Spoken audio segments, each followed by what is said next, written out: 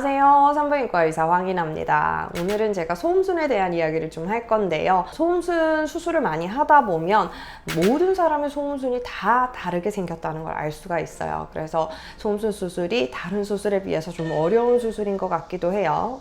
매번 다른 계획을 잡아야 하고 그 계획에 따라서 좀 철저하게 수술을 해야 우리가 원하는 모양을 가질 수가 있거든요. 그래서 양측이 그래도 좀 비슷해질 수 있게 거의 이제 대칭이 될 수 있게 만드는 게 소음순 수술의 핵심이기도 해요. 얼굴을 봐도 우리가 모든 눈, 코, 입이 대칭으로 생기지 않았잖아요. 우리가 대칭으로 생긴 얼굴은 굉장히 이제 미인이라고 얘기를 하지만 거기에 딱 맞게 해당되는 사람은 정말 연예인 중에서도 손꼽을 정도잖아요. 그런 것처럼 소음순도 대칭인 분들이 없어요. 대부분은 비대칭이고요.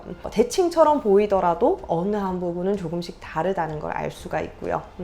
모양은 같은 것 같아도 두께가 다르다든지 그런 것들도 다 있을 수가 있어요. 그렇기 때문에 비대칭이다 라고 해서 비정상이다 라고 생각하실 필요는 전혀 없고요. 그리고 가족들끼리도 모양이 다 다를 수 있고 친구들끼리도 모양 다 다를 수 있어요. 제가 수술을 해보면 어느 하나 똑같은 소음순은 없습니다. 모든 사람들이 다 다르게 생겼어요. 형태를 분류를 하자면 이런 형태로 생겼다, 이쪽이 더 크다, 주름이 있다 없다 이런 식으로 구별을 할 수는 있지만요. 모든 사람이 다 다르게 생기기는 했어요. 그래서 많은 경우에서 어머니들이 아이를 데리고 오시는 경우가 있어요. 어머님은 소음순이 작고 타이트하게 생겼는데 따님이 늘어진 소음순을 가지고 있다든지 사이즈가 본인보다 크다든지 아니면 양측이 다른 것을 발견하셨을 때 이 아이는 비정상인 것 같아요 하면서 데리고 오시거든요. 그 나이가 보통은 한 중학생 정도 됐을 때 데리고 오세요. 어릴 때는 안 그랬는데 이렇게 변형이 됐어요 하면서 데리고 오시는데요.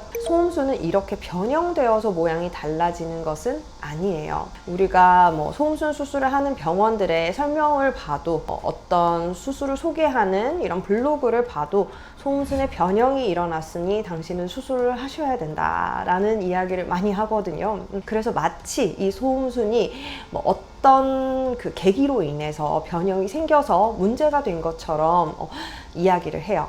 그런데 소음순은 쉽게 변형되지 않습니다. 그런데 어릴 때랑 달라지는 이유가 뭐냐고요? 이거는 사춘기의 정상적인 발달이에요. 우리가 어떤 형질을 가지고 태어나죠. 우리가 소음순이 어떻게 생겼을 거다, 대음순이 어떻게 생겼을 거다라는 유전 형질을 가지고 태어납니다. 그렇지만 굉장히 어릴 때는요, 여성 호르몬이 없어요. 아이들은 여성으로 발달을 하기 전에 먼저 성장이 일어나고요. 그리고 나서 이제 여성 호르몬이 분비가 되고 배란이 되고 생리를 하고 이런 여성으로서의 모습을 갖춰가게 되는 거죠.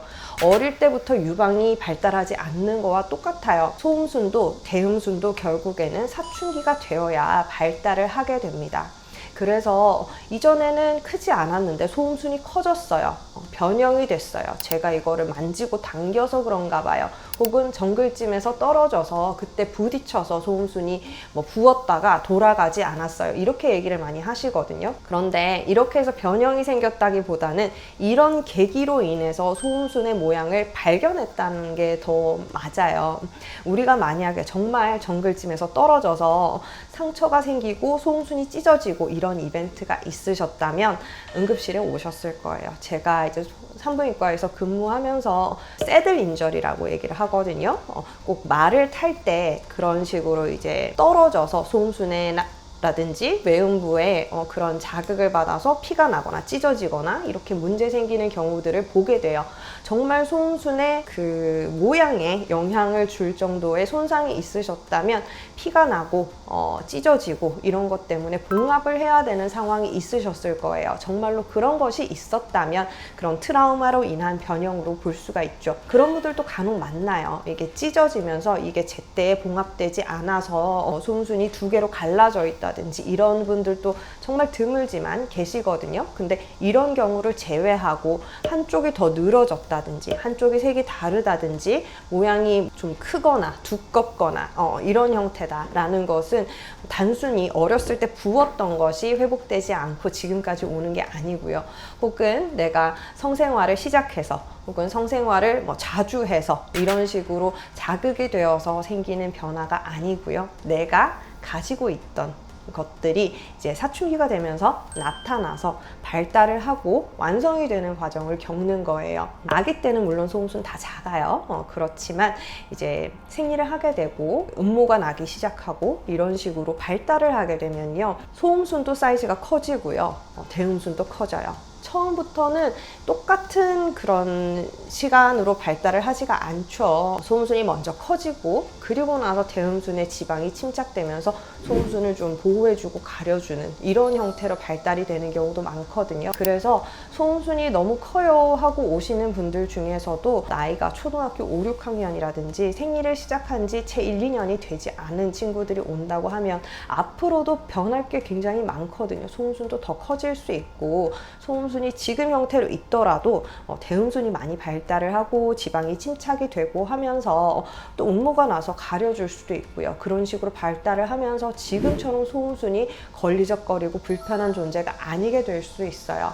그래서 저는 청소년기에 수술하는 거를 권하지는 않거든요. 단순히 뭐 불편감이 있다, 약간 비대칭이 있다, 이런 이유로 청소년기에 소음순에 손을 대게 되면요, 이게 이후에도 변형이 생기거든요. 달라지게 되어 있어요. 더 커질 수도 있고요, 한쪽이 더 길어질 수도 있고 더 두께가 생길 수도 있고요.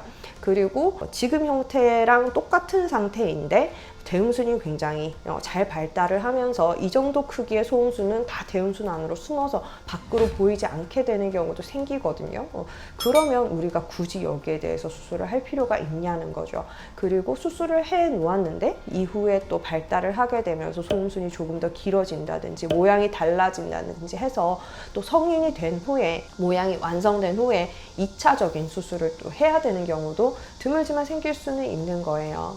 그래서 저는 이런 이제 변화가 있는 시기에 수술하는 거 권하지 않고요. 물론 이제 청소년기에 수술을 하면 이 수술에 대한 그런 개념도 없죠. 어떻게 관리해야 된다 하는 생각도 없는 경우가 많아요. 그래서 상처 관리에 좀 소홀할 수밖에 없기 때문에 상처가 덧나거나 벌어진다든지 이런저런 문제가 생기는 경우가 성인에 비해서 좀 많은 편이에요. 그리고 이런 자신의 몸에 대해서 명확하게 알지 못하고 판단할 수가 없다고 저는 생각을 하거든요. 부모님의 생각으로, 특히 어머니가 모양을 보고 나서 이 아이는 수술이 필요하다, 소음순이 이상하게 생겼다라는 이유로 데리고 오시는 경우가 있는데요.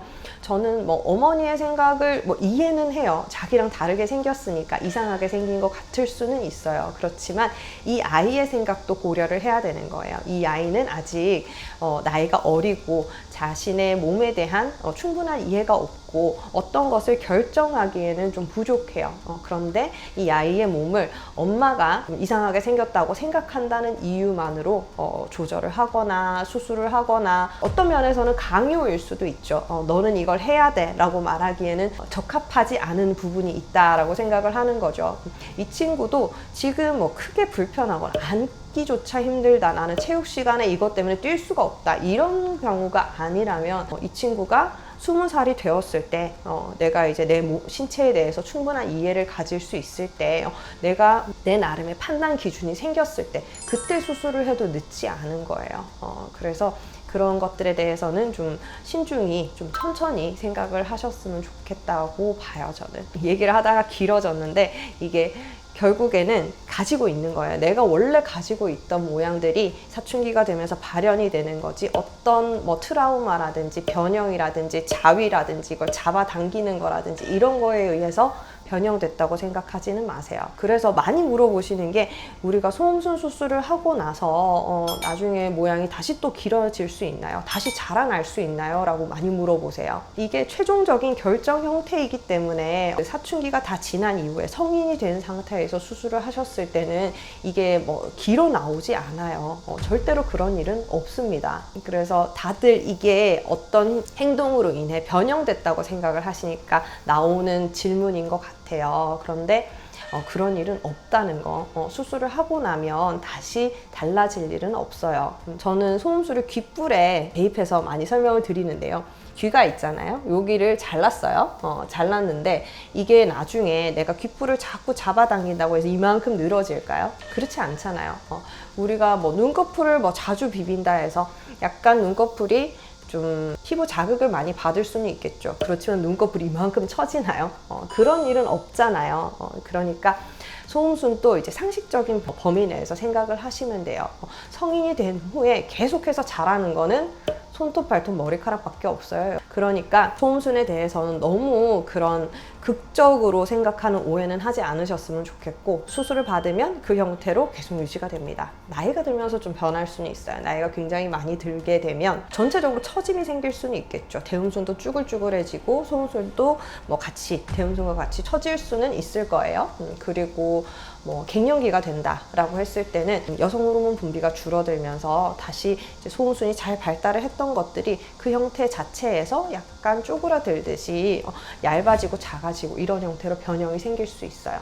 그런 정도는 변할 수 있습니다. 그렇지만 절대로 덜렁거리는 소음순을 수술했을 때 다시 덜렁거리게 되지는 않는다는 거 아셨으면 좋겠어요. 오늘은 소음순 수술을 제가 거듭해서 해오면서 많이 하시는 오해에 대해서 말씀을 드렸어요.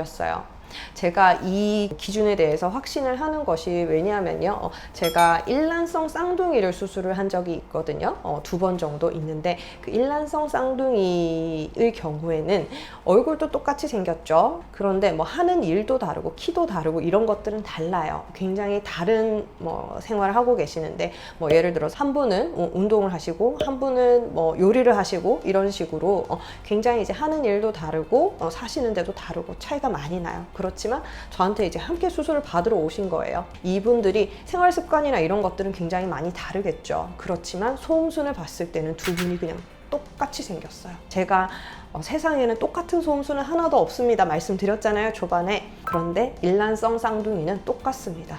유전 형질로 타고나는 거예요. 그래서 이분들은 어느 쪽이 길고 어느 쪽이 늘어지고 어느 쪽에 주름이 있고 어떤 쪽은 어떤 탄성이 있고 이런 것까지 다 똑같았어요. 이거는 타고나는 거예요. 그러니까 내가 어떤 생활을 해서 이렇게 됐을까 하는 걱정이나 죄책감은 갖지 않으셨으면 좋겠어요. 오늘도 영상 봐주셔서 감사합니다. 다음 시간에 또 봬요. 바이바이.